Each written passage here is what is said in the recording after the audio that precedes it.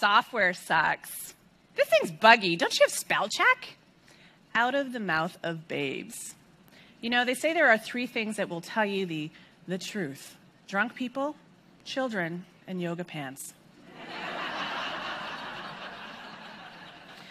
So I'm a stand-up comedian, and I also have an English degree, which occasionally means that I spout off romantic, snarky haiku. And I'm also known to recite the body parts of the Canterbury Tales. But 5 years ago, I found myself on an unusual journey in entrepreneurship. You see, my husband had nearly died from a medical error while we were living in Dallas, Texas. And we thought, what better time to return to our hometown, where we hadn't lived in 20 years and we don't know anybody other than mom and dad, to start something risky and daring and not worry about life. Sounds like a really easy journey, right? A straight path to success. Instead, it kind of looks like that, a bit of a winding mountain. Sometimes there's sun, sometimes there's rain. So we set off to create software for writers to take short stories and novels and create narrative-based video games, you know, for word nerds. Are you a word nerd? I'm a word nerd. I like haiku, come on. So what was interesting through that journey is we decided we were going to work with children. Now, I have to tell you something. I'm 40. No pets, no plants, no children. If it can't feed itself, it can't live in my house. Hubby's okay because he's learned how to work the microwave and he's great at takeout. So what were we thinking to take on kids and teach them? We don't have a background as teachers. He's a software engineer and I'm a stand-up comic. Why would you trust your children to us? Honestly. So that very first summer in 2015, we had 4 children, parents who knew us and trusted us and figured, hey, we couldn't lose their children if they were in a confined space for a week. We had 2 boys and 2 girls. Now, I have to say, the 2 girls, that made me super happy because there are less than 15% of women in video game development. So, hey, we were looking at a 50-50 ratio in our first week. That's kind of cool. Rachel, number 1, wanted to create a Minecraft maze runner. You know, Minecraft's all the rage with the kids these days. Rachel, number 2, she wanted to make a murder mystery with classic Star Trek characters. Who killed the Klingon? Ah, that was so awesome. In that first week, we saw all of the bugs with our software. Did you know that we hadn't prepared for more than 1 person to play a game? One of our kids was named Spencer Tester, and boy, did he ever test. He tested the software and my patience. But he was really fantastic, and we learned so much in that first week. In that second year, we had made all of these improvements to the software, and we started to teach more children. Now, the thing is, with linear storytelling, we're all used to reading a book from page 1 all the way to the end, unless you're one of those weird people that just goes right to the end because you want to know who done it. We were teaching children how to be diverse thinkers and creating nonlinear narratives. This is actually a picture of one of the games created by a child. She was 12 years old, and her name is Zara. She created a mystery set in a castle setting. Now, I have to say, the girls tended to create games that were friendlier, and the boys more conflict-based, which I thought was a very interesting observation. But in that second year, the kids were able to play all of the games created by the kids in year 1. You see, year 1, their benchmark was an hour-long game that our professional designers had created. So they had no idea that they thought they could create a 1-hour game in 20 hours of class. But by the second year, they were able to benchmark themselves against other 11, 12, and 13-year-old kids. I can do that. I can do that better. So we were starting to see really cool things like voiceovers and customization and stories that really blew our minds. Now, here's the remarkable thing. There is incredible joy on a child's face when they become engaged with what it is that they're creating. Right now, there's a huge push in the education system for STEM, science, technology, engineering, and math.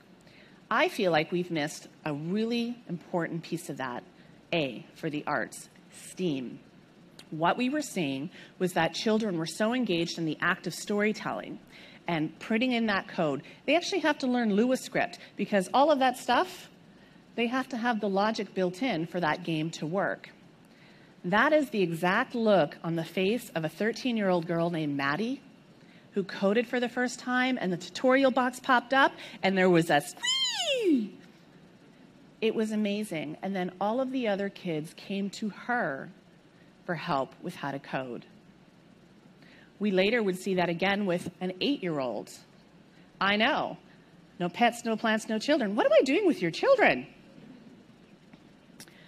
Earlier this year, we were asked by Microsoft to come out to Vancouver and teach their employees' children how to make games. Except these children were going to be between the ages of 8 and 12. And in fact, they snuck a 7.5-year-old in there.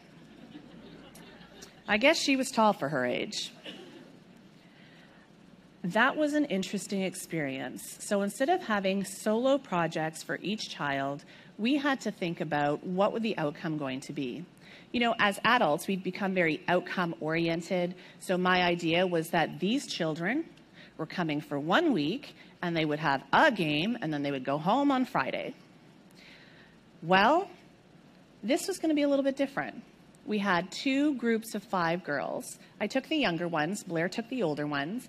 His team, Team Shadow, created an inverse world of the Disney stories where the bad guys won. I thought that was kind of cool. They're all girls, but they wanted like the deep, gory stuff.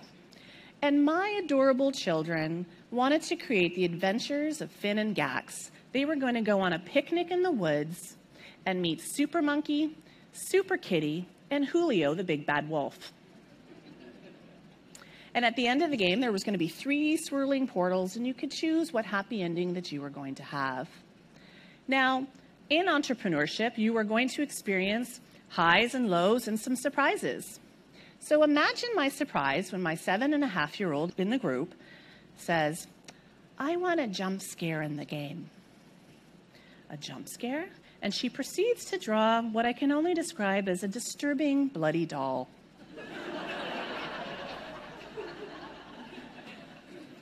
And then the other girls say, I want to have a doll in there too. And then the other, and then the other, and then the other. So now I have 5 creepy looking dolls.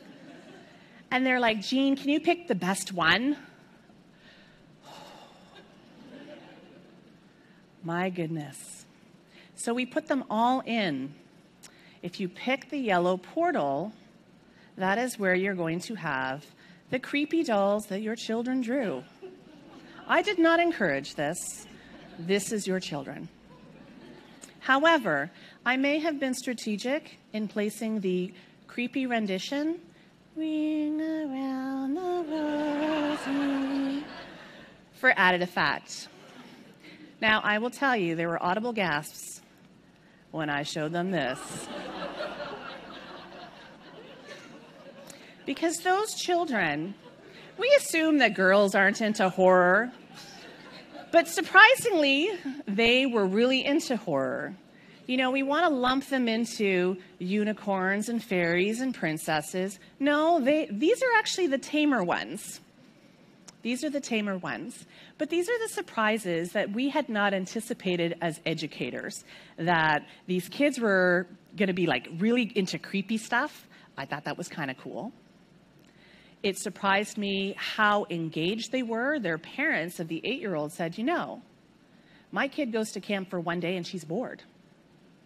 But you got them engaged for 5 days. And it's not a magic of who we are as educators. It's a magic of that engagement. Because now you have that child who's really excited to see this thing come to life. It's their story, it's their words, and it's their magic. You know, at the end of each camp, we sit down, each of our kids, and we say, so what did you think? Would you do it again? And what they all say is, it was harder than anything I'd ever done in school. And it kind of was scary looking on the Monday, right? Just like anything else in life, when you get started, it's scary.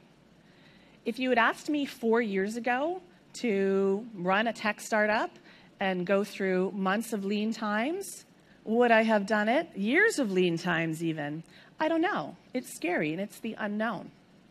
But these kids prove to us that if you work hard, there's something really valuable that's going to come at the end of it. And so their advice to the incoming students was, It looks scary, but it's not.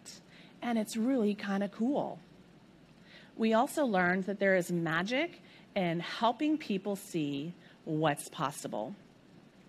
When you're in a traditional classroom environment and you have one teacher for 28 to 30 students, they don't get that connection with you, and they want to be connected.